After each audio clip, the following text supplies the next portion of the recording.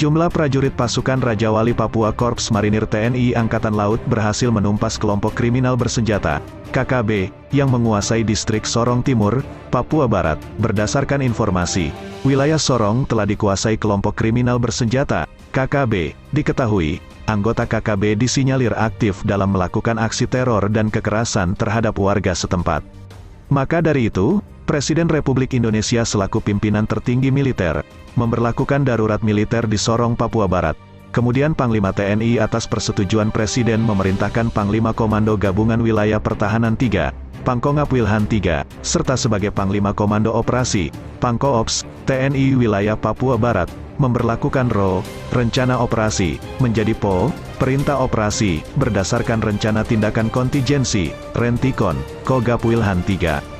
Komandan Pasmar 3, Brigjen TNI, Mar. Rudi Sulistianto, Batalion Infanteri 11 Marinir di bawah pimpinan Letkol Marinir Gigi Catur Pramono, segera melaksanakan operasi penumpasan gerakan separatis di Sorong Timur usai perintah diturunkan. Pasukan Raja Wali Papua berhasil melakukan penyusupan ke markas musuh, setelah sniper, penembak runduk, dari Batalion Intai Amfibi 3, Marinir, Yotai VIP 3, Marinir, berhasil melumpuhkan musuh di pos pantau dari jarak jauh. Sementara itu pasukan Yotai VIP 3, Marinir langsung bergerak cepat dan melaksanakan patroli tempur dengan menyeberangi sungai, menyerang dan merebut kembali kamp yang dikuasai musuh dengan operasi daerah hutan berpenduduk, ODHB. Akhirnya Yonif 11 Marinir pun berhasil merebut seluruh medan ditandai dengan berkibarnya bendera merah putih.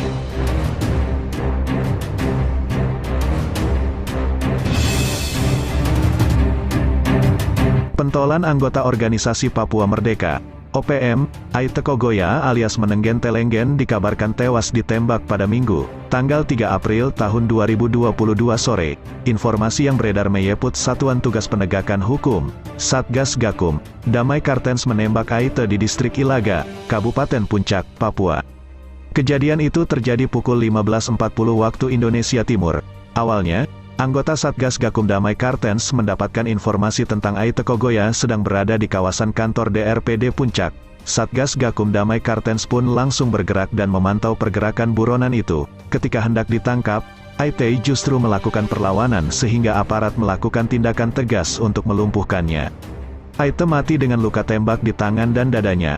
Dari insiden itu, Satgas Gakum Damai Kartens mengamankan senjata api jenis FN.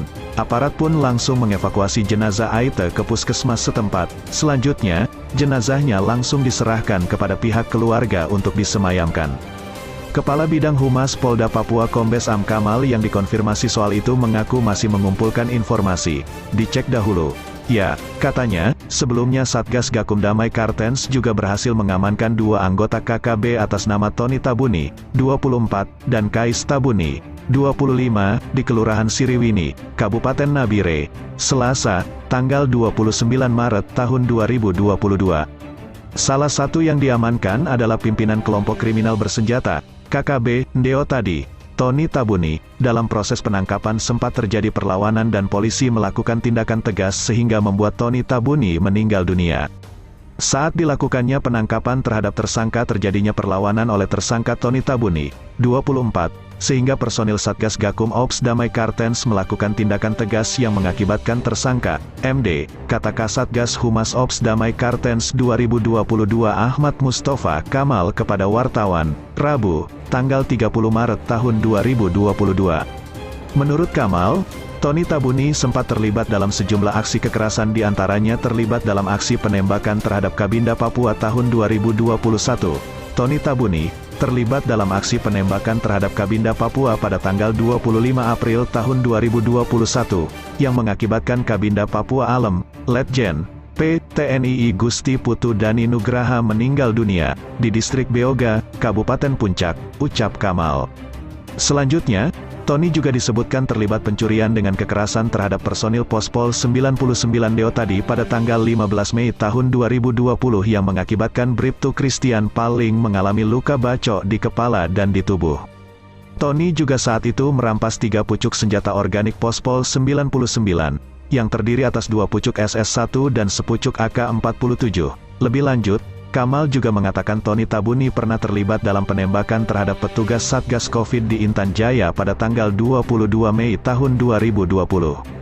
Kejadian itu menyebabkan Ale Malik Bagau dan Heniko Somau meninggal dunia, terlibat dalam aksi penembakan terhadap masyarakat sipil di perbatasan Intan Jaya Paniai pada tanggal 29 Mei tahun 2020. Korban atas nama Yunus Sani luka tembak di kepala, MD, ibunya. Kemudian, Tony juga terlibat kontak tembak dengan tim gabungan TNI Polri di Sugapa, Intan Jaya pada tanggal 5 November tahun 2021. Di situ, korban atas nama Oce Belau yang merupakan pasukan KKB Intan Jaya juga meninggal dunia. Selain itu, Tony juga pernah terlibat pembakaran di Bandara Bilorai Intan Jaya, pada tanggal 29 Oktober tahun 2021, terlibat dalam aksi penodongan terhadap masyarakat sipil di area tambang rakyat lokasi Dulang 45, ucap Kamal. Tak hanya itu, Kamal menambahkan, Tony Tabuni masih ikut terlibat dalam aksi kontak tembak antara KKB Ilaga dengan Pashas di Bandara Aminggaru pada tanggal 19 Februari tahun 2022 dengan korban atas nama Praka Firman Hermansyah. Korban itu berada dalam keadaan selamat. Terlibat dalam aksi penembakan terhadap personil Satgas Yonif 408 SBC Pos Koramil Dambet, pada tanggal 3 Maret tahun 2022, korban An Pratu Herianto, luka tembak di leher. Tambah Kamal, menurut dia, saat ini jenazah Tony Tabuni telah berada di RS Nabire untuk dilakukan visum.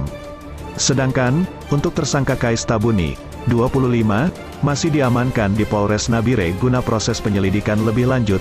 Kamal mengatakan Satgas Gakum Ops Damai Kartens juga mengamankan barang bukti dari kedua anggota KKB itu, di antaranya 20 butir amunisi kal, pukul 5.56, sebuah tas warna hitam bertuliskan TOF SLHS, sebuah handphone Nokia tipe 105 tahun 2019 warna hitam, sepasang sepatu warna coklat merek Delta, sepasang kaos kaki loreng bertuliskan Brimob. Selain itu, pihaknya juga berhasil mengamankan sebuah topi warna loreng, sebuah baju warna loreng bertuliskan Villa, sebuah celana pendek parasut warna hitam, baju singlet warna hitam, sebuah celana panjang parasut warna hitam, kemudian uang tunai sebesar Rp360.000, 2 buah gelang rotan, 2 gelang tangan warna hijau, sebuah kalung manik-manik, dan sebuah kalung besi putih dengan gantingan selongsong peluang.